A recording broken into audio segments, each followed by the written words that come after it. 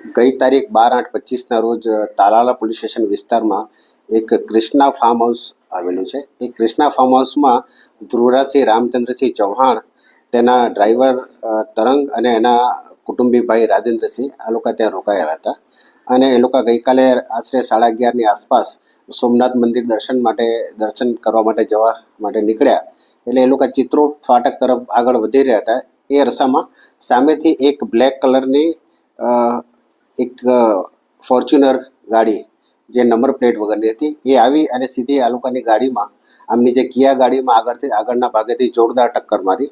તેમજ ટક્કર વાગતા આ જે ધ્રુવરાજસિંહ છે પોતે જ ગાડી ચલાવતા હતા, એમણે એનાથી બચવા માટે ગાડી પાછળ લીધી. તો પાછળથી એક ક્રેટા બ્લેક કલરની હતી, એણે પણ પાછળથી ટક્કર મારી. એમ આમની ગાડીને આગળ પાછળથી જોરથી ટક્કર મારી અને રોડની સાઈડમાં ઉતારી દીધી. ત્યારબાદ આજે ફોર્ચ્યુનર ગાડી છે એનો ચાલક ગાડીમાંથી ઉતરેલો અને એણે બુકાની બાંધેલી હતી. એ બુકાની ઉતરી ગઈ તે વખતે ધ્રુવરાજસિંહ એ વ્યક્તિને ઓળખી ગયા કે આ વ્યક્તિ દેવાયત ખાવડ છે.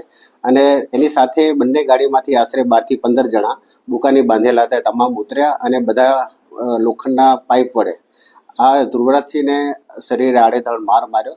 તેમજ તેની ગાડી હતી એને પણ એમણે તોડી નાખી, નુકસાન કર્યું. ત્યારબાદ આ જે ધ્રુવરાજસિંહ પાસે એક એણે ગળામાં સોનાનો ચેન અને લોકેટ હતું તે પણ એમણે ઝૂંટવી લીધું. તેમજ ગાડીમાં 42,000 રૂપિયા રોકડા હતા, એ પણ એમણે ઝૂંટી લીધા. તેમજ આ જે બનાવ એની સાથે બન્યો એની ફરિયાદ ન કરે એના માટે એને ધમકી આપી અને રિવોલ્વર બતાવી અને જાનથી મારવાની ધમકી આપી.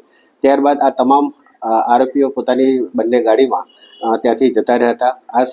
આ ઘટનાની જાણ થતાં સ્થાનિક પોલીસ અને અધિકારી તમામ ત્યાં ઘટના સ્થળે પહોંચી ગયા અને આ જે વિક્ટીમ છે ધ્રુવરાજસિંહ, પોતે સારવાર માટે એમને હોસ્પિટલ ખાતે લઈ ગયા અને તેઓની ફરિયાદ સ્થાનિક પોલીસે જુનાગઢ ખાતે એમની સારવાર દરમિયાન લઈ અને દાખલ કરવામાં આવી છે. જે ફરિયાદ તાલાળા પોલીસ સ્ટેશન ખાતે BNSની જુદી જુદી કલમો હેઠળ દાખલ કરવામાં આવી છે, જેમાં BNSની કલમ 109, 311, 189(2), 191(2), 191(3), 190 તેમજ આર્મ્સ એક્ટ મુજબ પણ એમના વિરુદ્ધમાં ગુનો દાખલ કરવામાં આવે છે.